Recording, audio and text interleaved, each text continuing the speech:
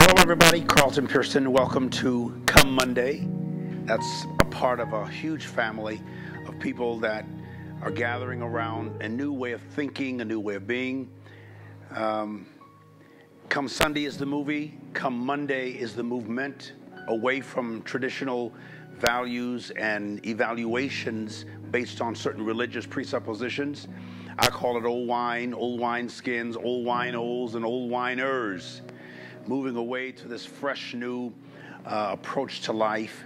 The new wine skins, not repairing old ones, but replacing them with a new modality. I have to stick with that because there's millions of people in our world, in our country, and across the globe who are rethinking what they believe and why they believe it, and how those beliefs add to or subtract from the quality of your life.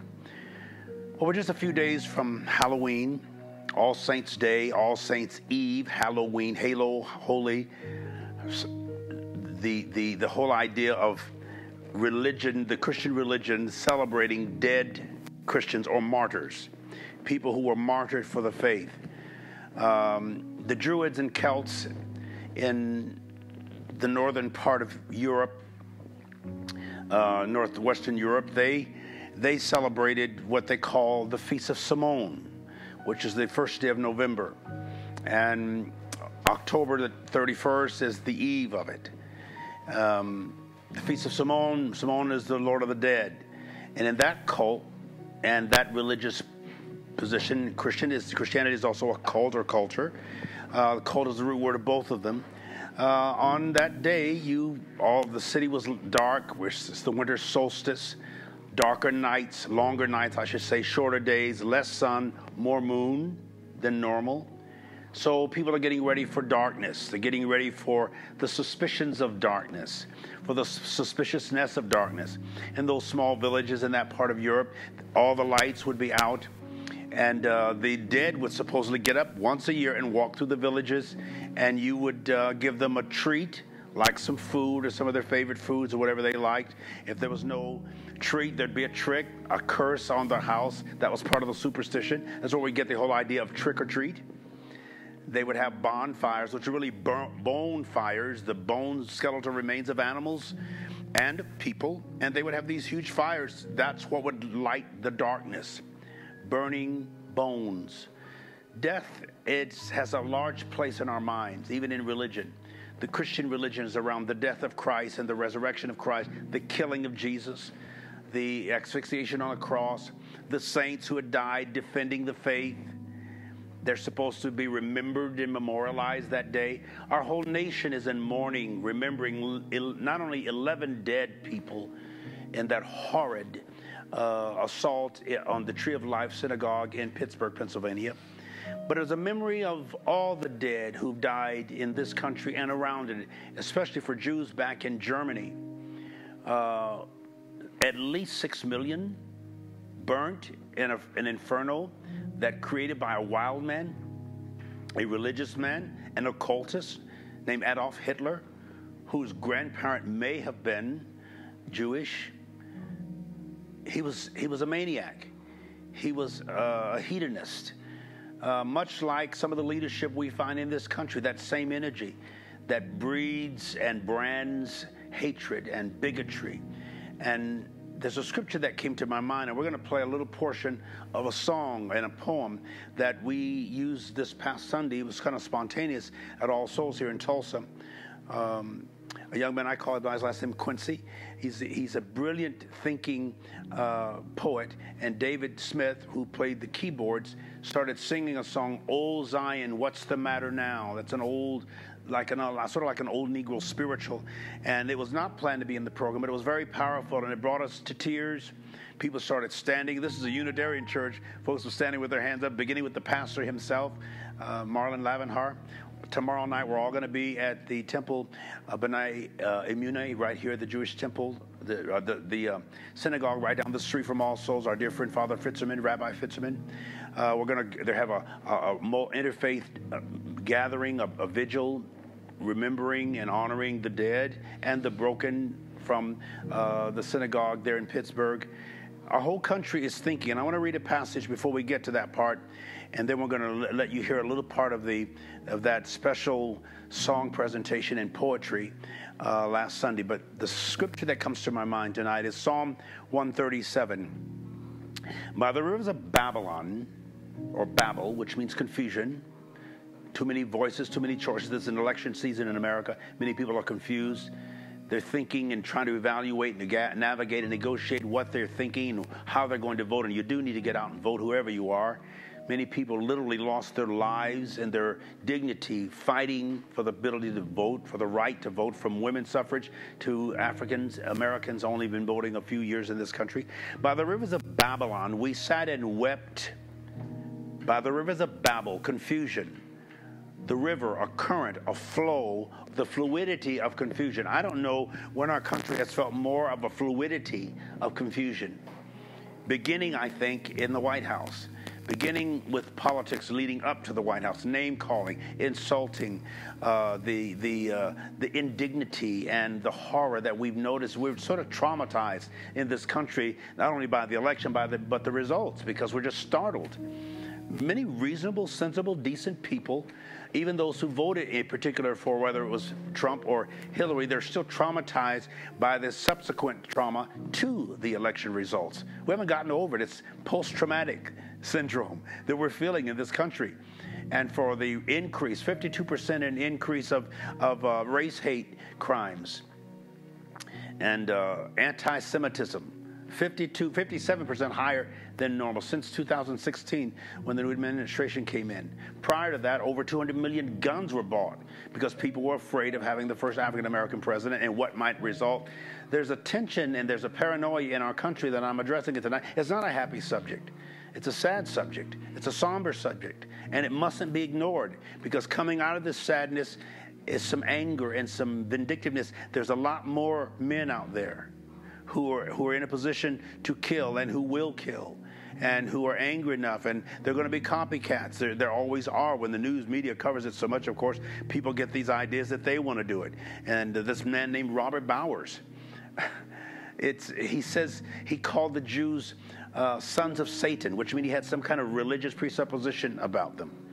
I just want to kill Jews. And he walks into a synagogue that's been there over 100 years. One of the most peaceful, solid, most dignified communities in Pittsburgh. And I've been to Pittsburgh many times. I have many friends there. They're all in mourning. They're shocked that happened. But it's happening not only there, it's happening all over this country. There are kids being bullied because they're gay. That is increased since 2016. There are people being bullied because they speak with an accent in schools, in colleges, because Muslims wearing burqas, or they have a head wrap that suggests they're Sikh Indians, East Indians, or they look different. This whole white global nationalism, it's dangerous in our country. It's dangerous in our culture to overemphasize any ethnicity, whether you're black, white, red, brown. If you for what you make the issue, you make the idol. The country's suffering from that. By the rivers of Babylon, we sat and wept when we remembered Zion. When's the last time you had a memory that made you cry? When is the last time you wept over a memory?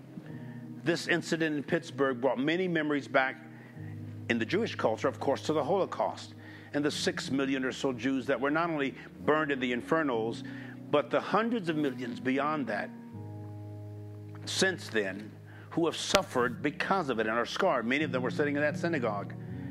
The oldest age, I think, was 97. They had horrible memories of what had happened at Holocaust. African Americans have memories of slavery. It came up again. Maybe some Irish people have memories of working in the potato fields here in America and being treated like white slaves.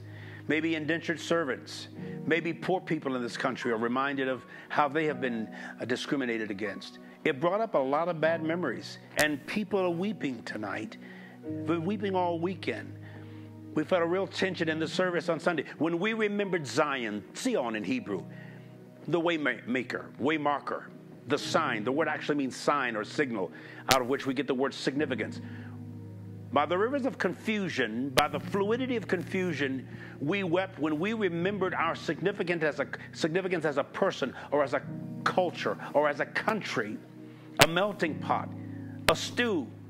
All that we are in America is under assault right now as far as our diversity, of our harmony, of us getting along. There's an energy, a deadly negative energy that has been unleashed in this country that starts at the head, I might mind you.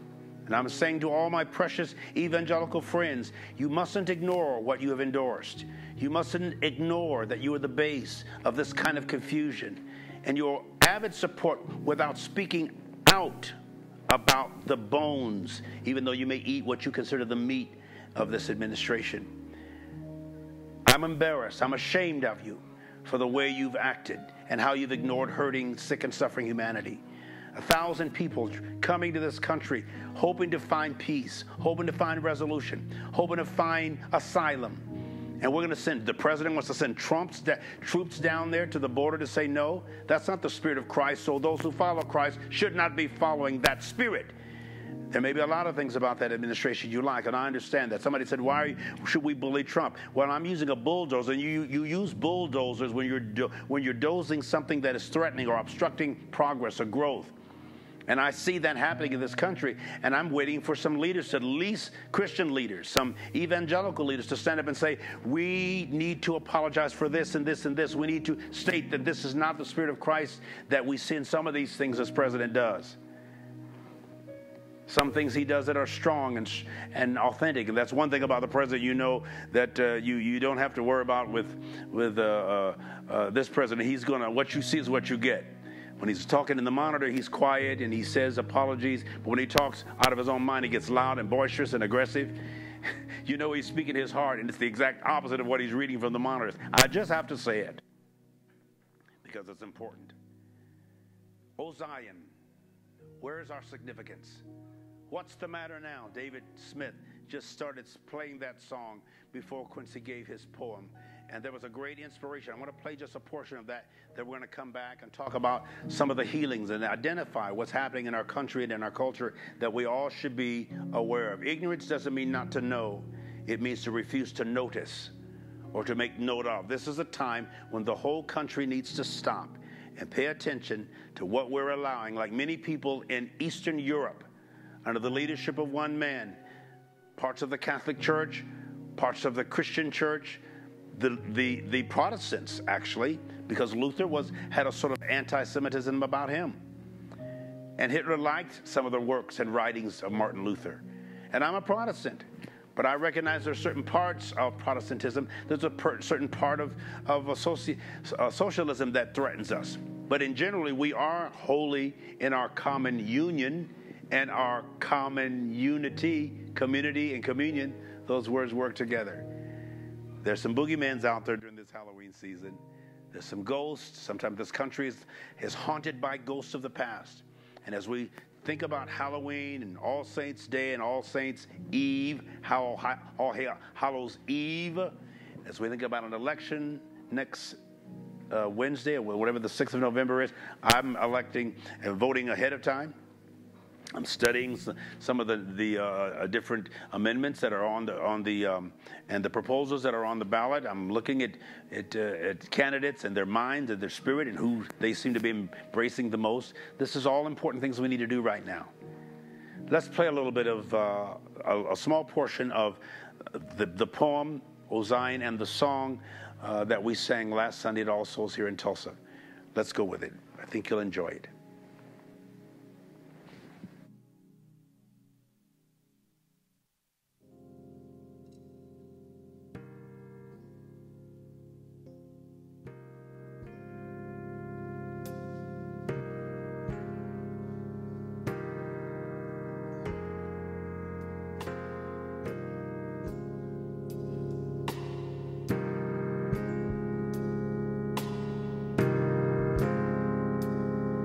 Song we used to sing when I was young and said, "Oh Zion, what's the matter now? Oh Zion, what's the matter now? Oh Zion, say, what's the matter now? Oh Zion, what's the matter now? There are tears streaming down your face. What's the matter now? Tears streaming down your face. What's the matter now? Singing, oh Zion, what's the matter now? Oh Zion, what's the matter now?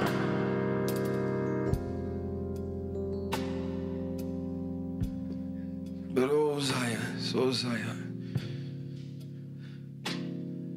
oh Zion, oh Zion. Have you been compromised, oh Zion? Have you been compromised, oh Zion? Through lamentations, shaloms were lifted. Peace and pieces of kosher were broken.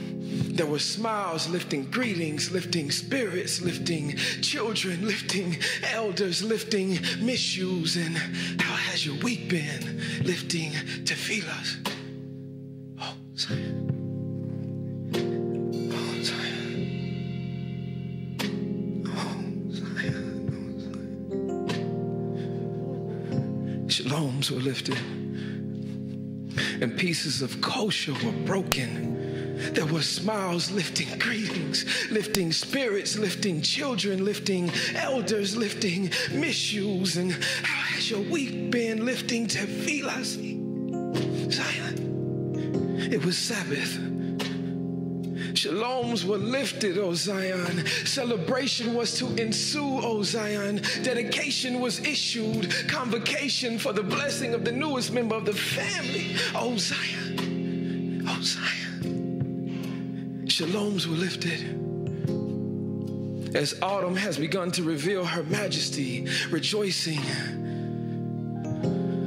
deep crimson and golds and indigos and violets, and children skipped and somersault in piles of rainbows. There was love present, love beyond measure, love beyond belief was present. To understand it is difficult.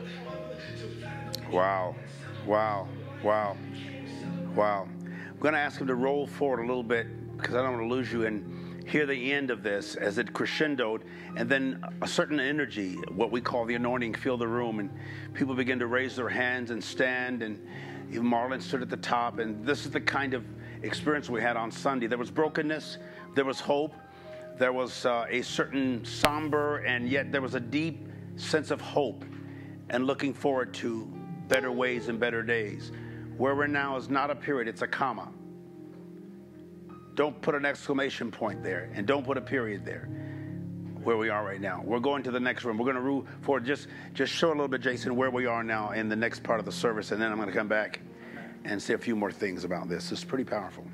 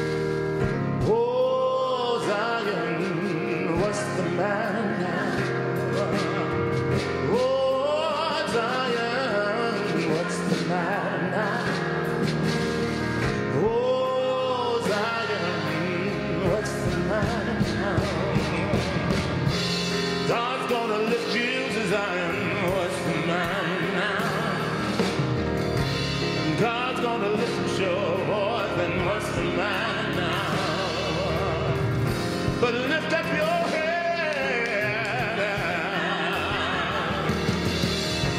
lift up your head, lift up your head,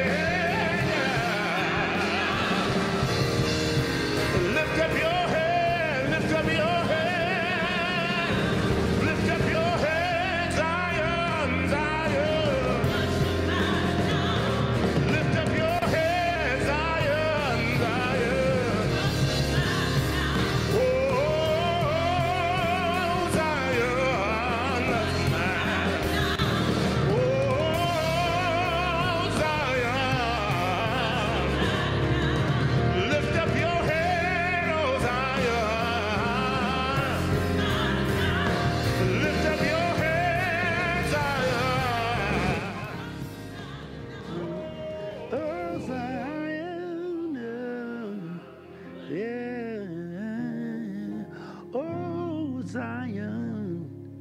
what's the matter now?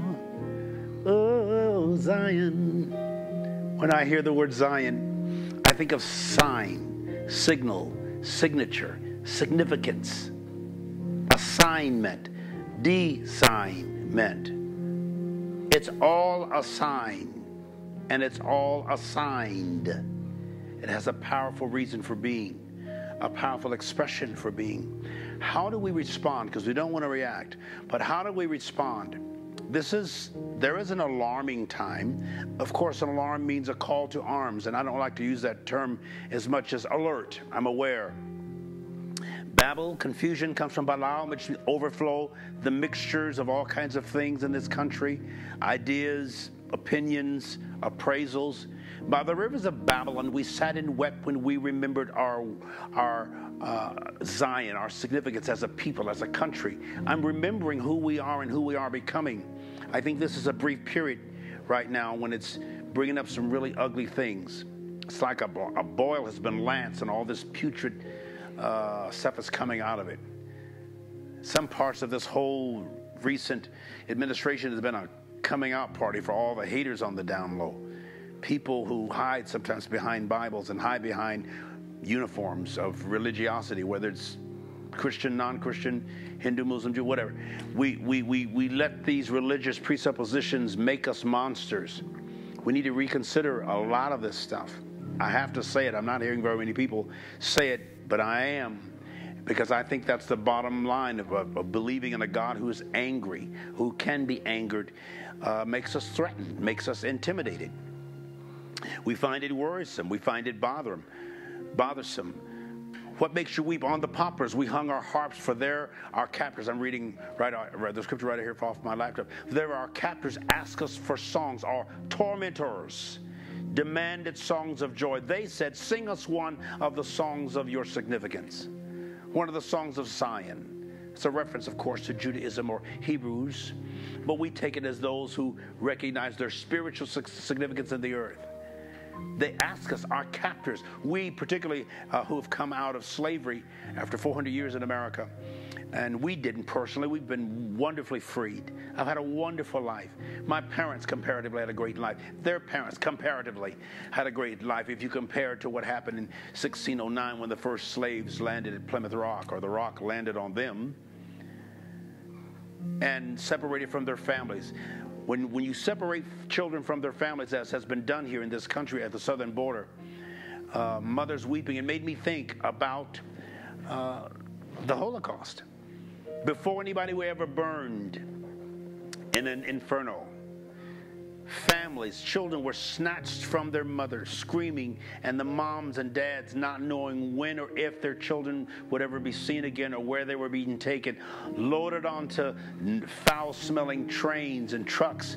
The horror of that thought came back to my mind when hundreds of children were removed from their parents.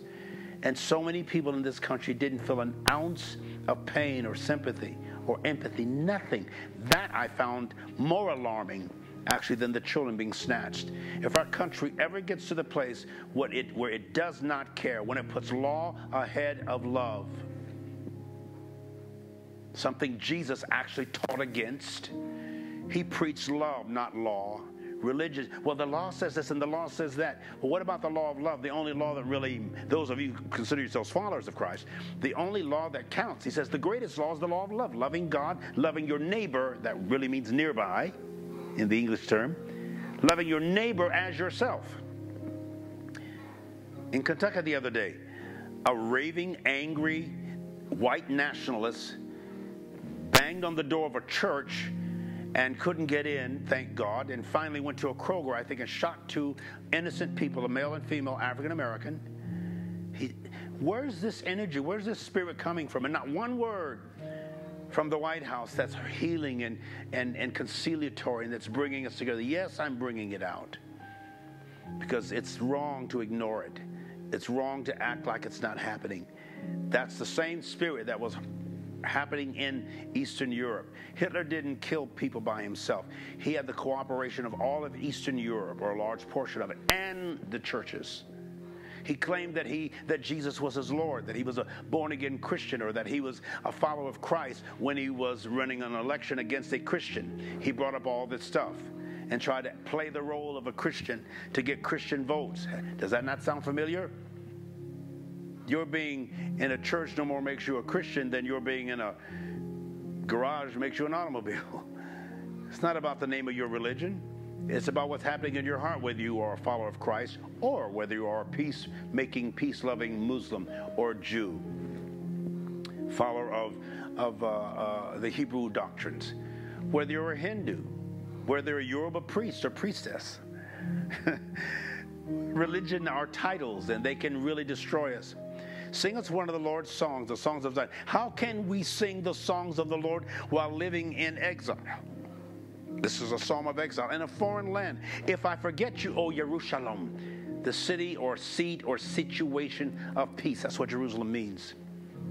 It's not had much peace in the last several years. The city of peace.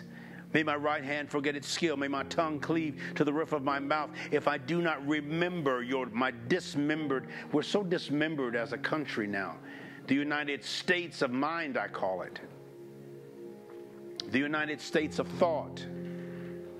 It's different, particularly here in the center of the country, mostly red soil, red GOP influence, sometimes redneck. This is a painful time for me. In so many ways, it's a time that should not be ignored, and we've got to find out what we're going to do in the midst of all of this. Domestic terrorism is at an all-time high in our country. While the president wants to send troops to our southern border to keep sick, suffering, hurting immigrants from entering our country. Think about that. What spirit is that? What attitude is behind that? The man who is sending the bombs to what he considers the enemy of Trump is a male dancer, probably wrestling with his own sexual orientation and identity. And he hates blacks and hates gays and hates Jews. And he's sending bombs, literal bombs, to top leaders, including 2 presidents, a former Secretary of State, a former Attorney General.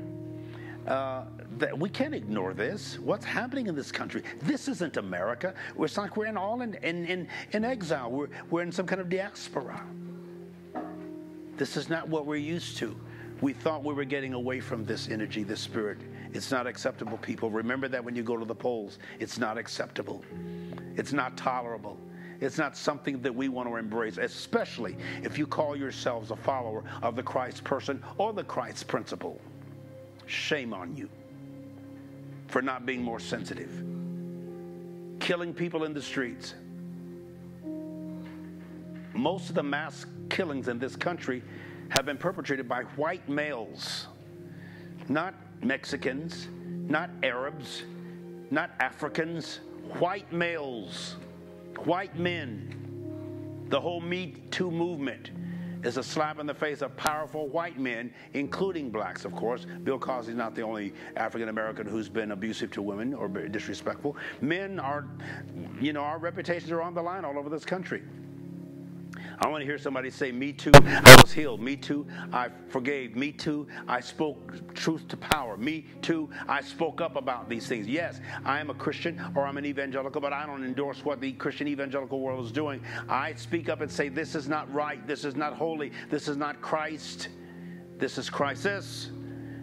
Just because you're an evangelical, that doesn't mean you support everything that's going on. My mother's evangelical. She lives with me. Most of my sisters, and not my brother, but he ain't close to that. But most of my friends and relatives, we all were brought up in evangelical Christianity, fundamentalism. We have to be the Pentecostal branch of them, pew jumping, devil thumping, Bible quoting, and Bible toting. But sometimes you got to stop and ask yourself what you believe and why you believe it, and how those beliefs add to or subtract from the quality of your life and the lives of others. Your life and the lives of others. Children of Satan, that's what they called the Jews in Pittsburgh. I just want to kill Jews. There was an interesting article, and I'm going to read a little part of it. My friend Dr. John sent it to me. It was in, let me see if I can find it here.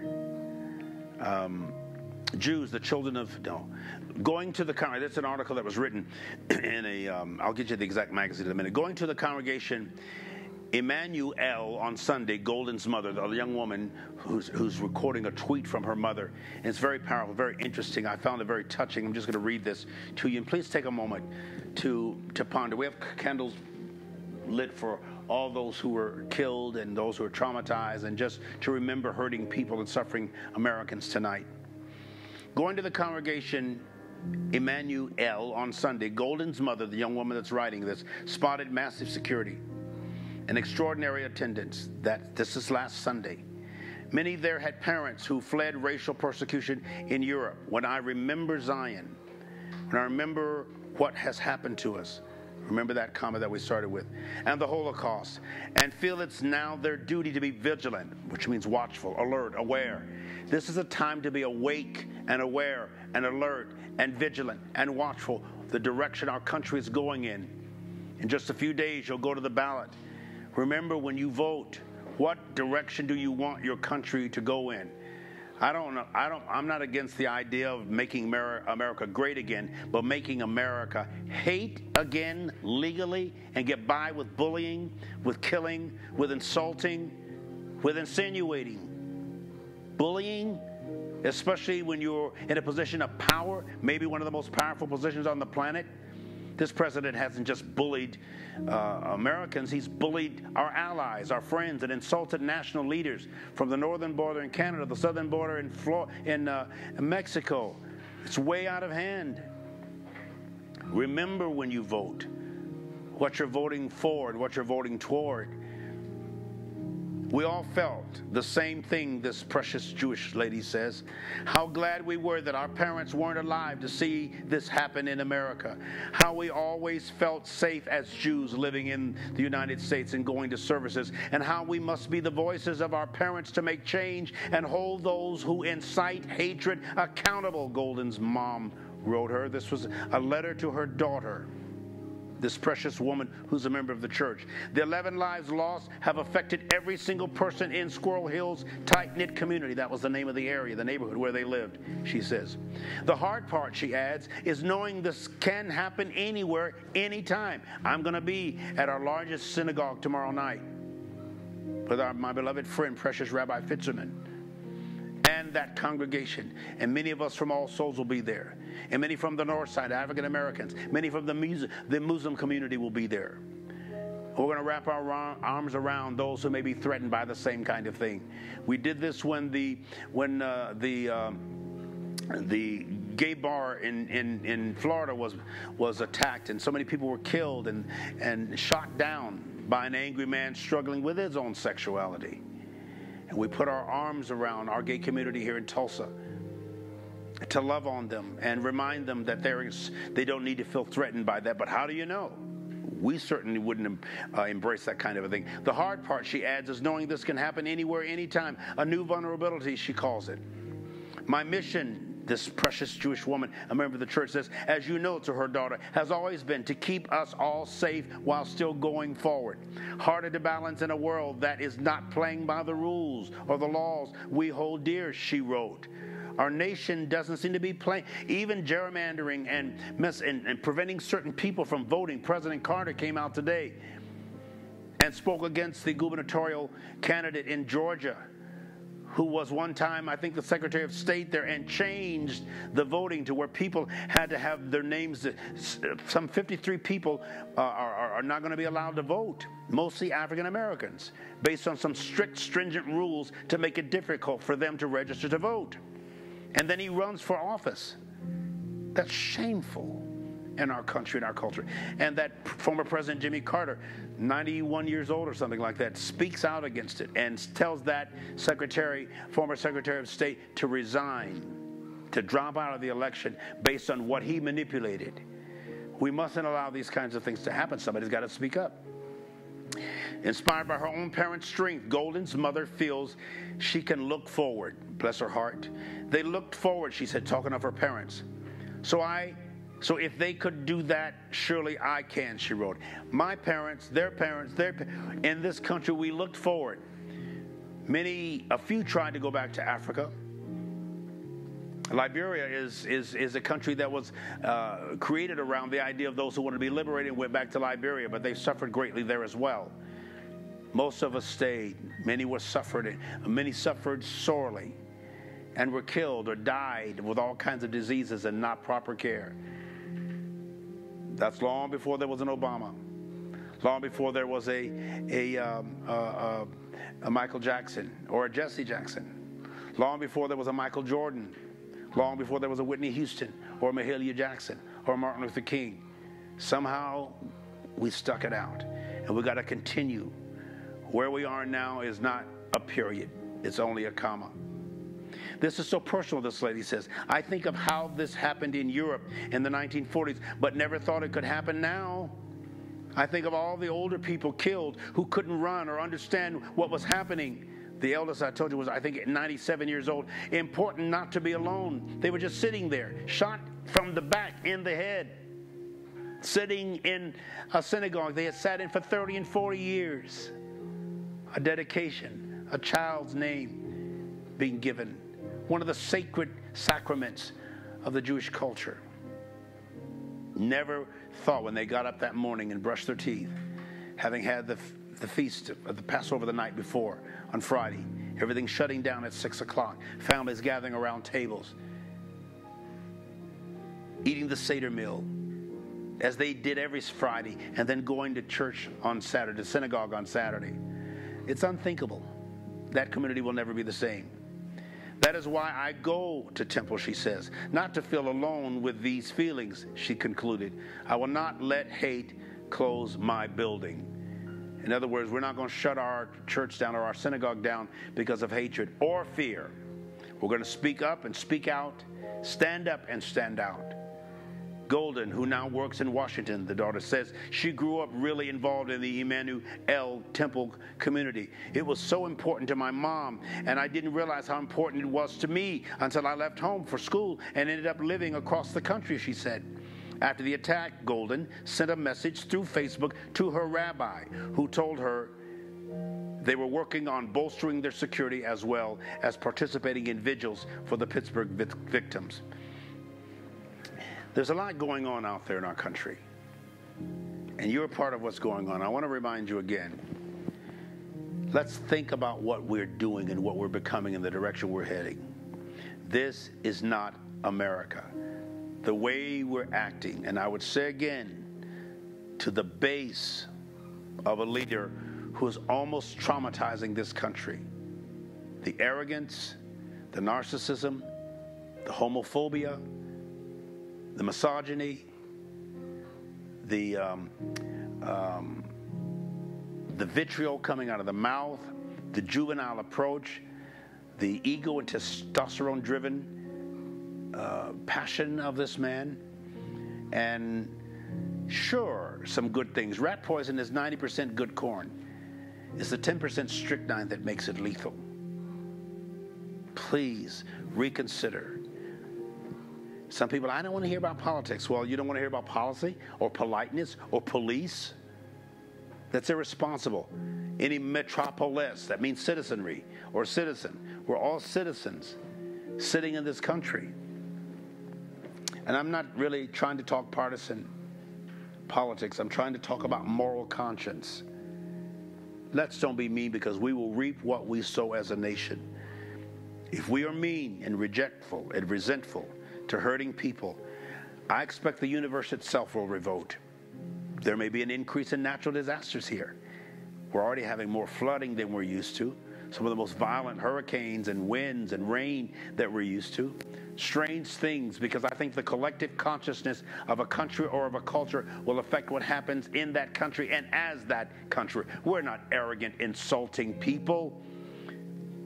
Give me your tired, your poor, your huddled masses yearning to breathe free, the wretched refuge of your teeming shores. Send these, the homeless tempest, toss to me. I lift my lamp beside the golden door. I was in the 5th grade, 4th and 5th grade, when my choir in my elementary school sang that song. I remember feeling it when the director, I think her name was Mrs. Schrader, how she directed that choir. She was so demonstrative physically.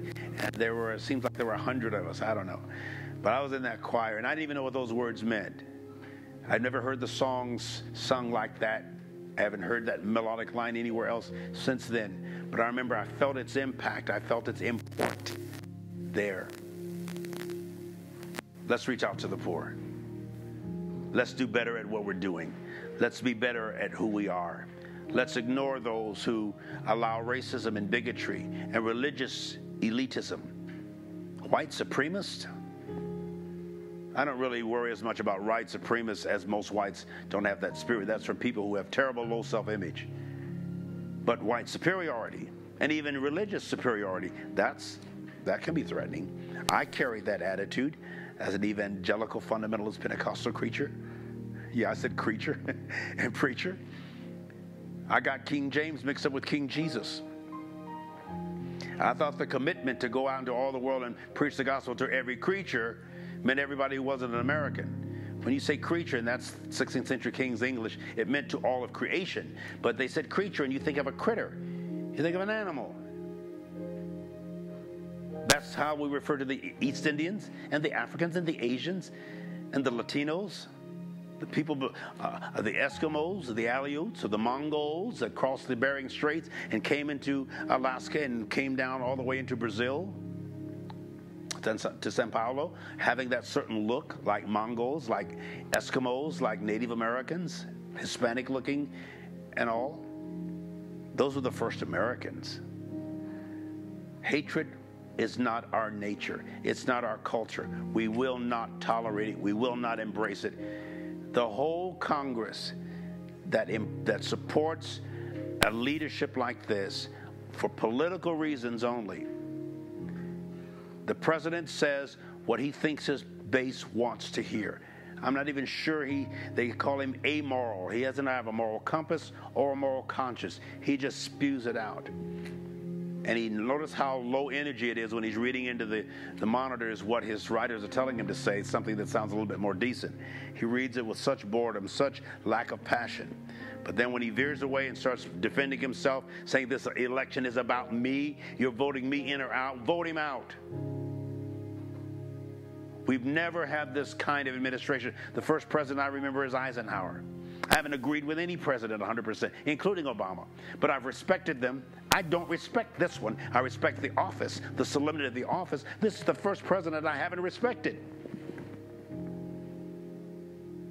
Martin Luther King said we should judge people not by the color of their skin. And he's about as colored as any man I've seen. But by the content of his character. I don't see content of his character. I do see the color of his skin. But this is not about the color of Donald Trump's skin. It's about character and what a character he is that all the comedians make fun every night. Well, yeah, that's because the same people own the networks. These guys, in fact, I watch the comedians at night because I can go to sleep with a laugh. Otherwise, I'm so burdened by what I'm seeing in the news. And I've not been this kind of person. I don't deal that aggressively or vocally and openly and publicly about politics. I haven't all my life. I became a Republican in 1980 because of Ronald Reagan. I became a Democrat because of Barack Obama. He was dignified. He was articulate. He was kind. He was almost more pacifistic than I wanted him to be. His wife was elegant and smart, an attorney. He's the only president in recent years there has not been one criminal investigation or allegation against him, Barack Obama. This president is being sued 24/7 by somebody, from women to company to ex-students of his university. What are we thinking? This isn't America. We're embarrassed. And I'm not some billionaire that can afford to buy my commercials. And I know I've lost friends because of the way I'm talking, but it's burning in my soul. I almost said what Jeremiah in the scripture said. I don't want to do this anymore. I'm not going to say anything about God or politics or good anymore. I'm too disappointed. But he said it's like fire in my bones. I have to address it. I have to say something. And you do too. You may never say it vocally, but you can say it in the ballot box. You can say it the way you vote. I've never been so embarrassed by the mass support of our state, that most of the politicians that run invoke Trump's name. They used to halfway say something about Jesus. That a man I've respected for years, Pat Robertson, said he had a dream that he went to heaven and saw Trump sitting at the right hand of God, not Jesus. That's cultism. That's a cult following. Trump ain't got no business sitting up there next to Jesus. I mean, I hope he makes it. The way I've been teaching theologically, everybody's going to go there. But what's he doing at the right hand? Lord have mercy. I'm going to take my belt off, my dad used to say. We got to see some aggressive changes.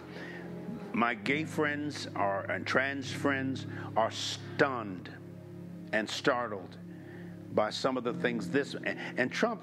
I don't necessarily know that he personally would be anti-gay. Trump's just for Trump, and he says things that trigger his base. His religious base tend to hate gays, tend to hate Arabs or Muslims or anybody that's non-Christian. Many of them hate me. Many of them hate themselves. This is a critical time.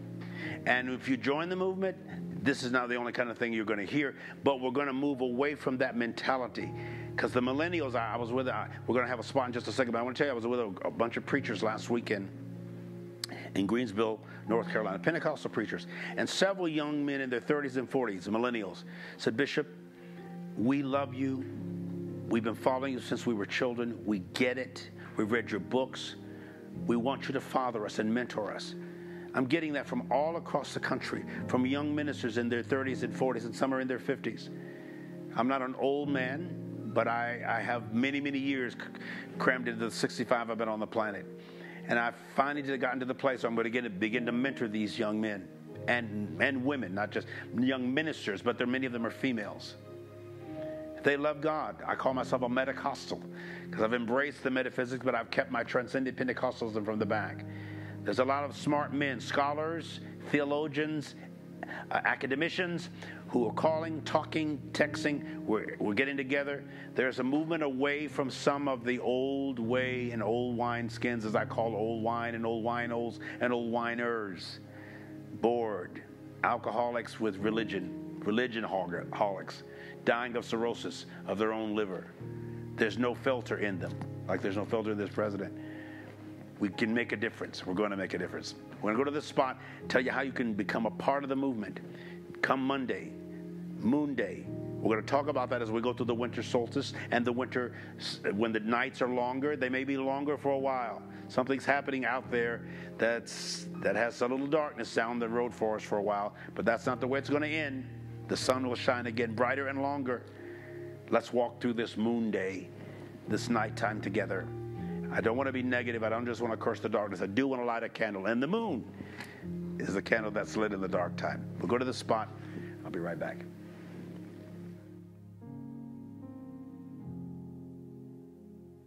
Hello, everybody. I'm Carlton Pearson, and I am so excited about the beginning of ComeMonday.org. Come Sunday was the movie.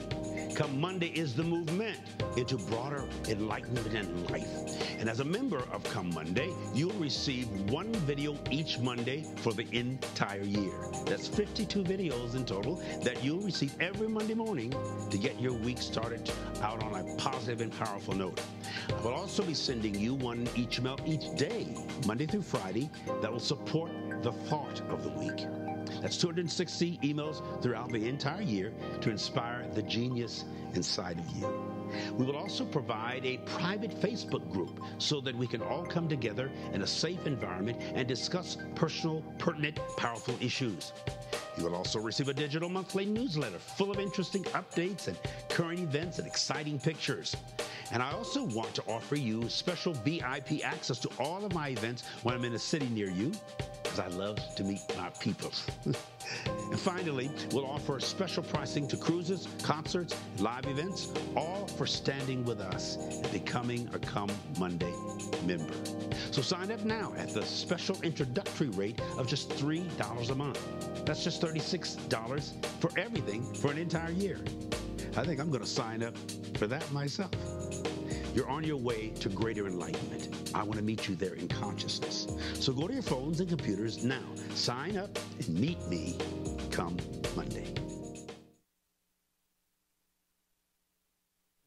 United States is less united today than we've been experientially in decades, if not centuries. We miss who we were becoming. We feel exiled. We hurt. We're even angry because we miss the other America. We don't like to feel intimidated walking down our streets and our neighborhoods.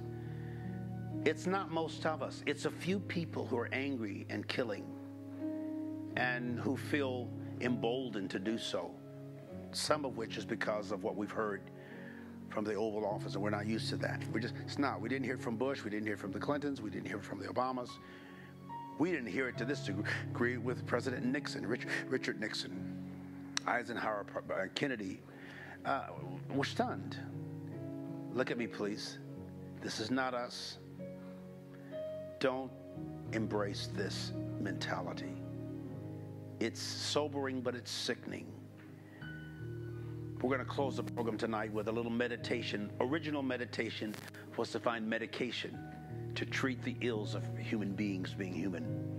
Whether it was a shaman or what some people call a witch doctor, using juju. Medicine men in Native American consciousness. We close, we calm, we listen, we get a little pensive, and we get contemplative, or contemplative, we say. I'm going to ask you, wherever you are, if you can, just sort of gently wrap your arms around yourself, to affirm yourself, to solidify yourself, to the swaddling clothes they wrap around babies is to give the baby that's been free for 9 months, floating in amniotic fluids, all of a sudden it comes into the open space and it feels very insecure, so they wrap it in swaddling clothes to give it a sense of security, that it's okay, that it's not so vulnerable that it's going to be attacked. Many people are losing sleep. They're becoming alcoholics over what happened in Pittsburgh. Some people are going to repeat it out of anger. Racism will intensify because people are viewing this entirely from a racist. It's a deep spiritual need of cleansing and purging and forgiving. Forgiveness is giving up the right to be right. It's giving up the right to be angry, not the reason to be angry. It's giving up the right to be hurt, not the reason to be hurt. We all have reasons to be angry, reasons to be hurt, reason to be resentful and to want to fight. But we're giving up those rights so that we can calm down. And I have to say to myself, calm down, son. To me, the Father in me speaks to the Son in me. You can handle this. Be alert, but don't be alarmed. There's a space between the words. There's a space between the notes. Find that quiet space. It's like a comma where you don't hear anything. You don't even think anything. You just go into nothingness for a minute. Sometimes that happens in meditation. Find some soft music. Our friend Joseph Jones is here tonight, playing softly on the keyboards. Find some soothing music and maybe light a candle like we have here in the studio tonight. Thank you, Jason, for doing that. Light it in your room. Maybe your intention in your marriage, there's a lot of stress in your family. Maybe you just heard some bad news today about somebody sick with a terminal illness. Somebody rushed to emergency in another state and you can't get there. You just found out there's a tumor or a growth or a cyst. You have horrible migraines. You have indigestion, your stomach is burning. Everything you eat leaves a bitter taste in your mouth. You have stormy relationships with a sibling, with a parent, with a child, with a spouse, with an ex.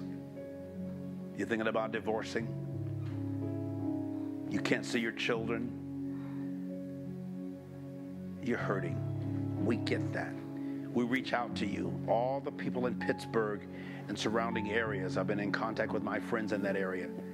Of course, sometimes the media blows things up and the people in the area are a little bit more calm about it. But we have murders in Oklahoma and Tulsa, the surrounding area, like we've never had in the 48 years I've been in this city. Somebody's being robbed and burglarized and beaten and killed, driving cars off bridges, jumping off bridges, stabbing, bludgeoning. The meth is pandemic, abuse and opioids. People's teeth falling out. Young women in their 20s looking like they're 60 and 70 years old and not a healthy 60 or 70-year-old. neglecting their children, neglecting their animals, neglecting themselves. Let's turn around. Let's wake up. And most of these people have, quote unquote, faith in God, and they have churches, and they've been in church, or were even raised in the church, but it's not satiated. It's not satisfying their soul. There's an emptiness. There's a hollowness. There's a hurt. There's a pain. I'm reaching out to you now in great love, in great faith, in positive anticipation of a better, not a bitter future for you. Things is never as bad as they seem, and they could always be worse. I've said that to myself since I moved from home at 18 years old and was scared at various times alone in this state and in my situation. I kept saying to myself, things are never as bad as they seem, and they could always be worse, and they could. That has taken me through great losses, great feelings of abandonment, of low self-worth, of confusion. By the rivers of Babylon, we sat and wept when we remembered Zion. We remembered I had to reclaim and recall and reconnect with my human significance, my assignment, the assignment. This is all assigned, folks. And it's an assignment, and it's based on the design in us and as us in the earth. Our significance, our signal, our signature. We can do this, America. Think about it when you go to the ballot box. We don't need bullets. We need ballots right now. And we need balance right now. I know I've said a few things that might trigger you, but I want to provoke you to godliness and to love and to forgiveness and tenderness. First, forgive yourself, and love yourself, and accept yourself, and celebrate yourself. Just because you feel imperfect, somebody's attacking you because you are an atheist or an agnostic or a Jew or a Pentecostal or a transgendered person, or you just went through a divorce, or you lost a job or lost a position, or you live in a certain neighborhood of town that usually is looked down upon. You're not who others say you are. You're who you say you are, and who you believe you are, and who deep in your soul you know you are. Peace and blessing. God bless you. And I always like to add, God be you. Oh Zion, what's the matter now? Peace and blessing.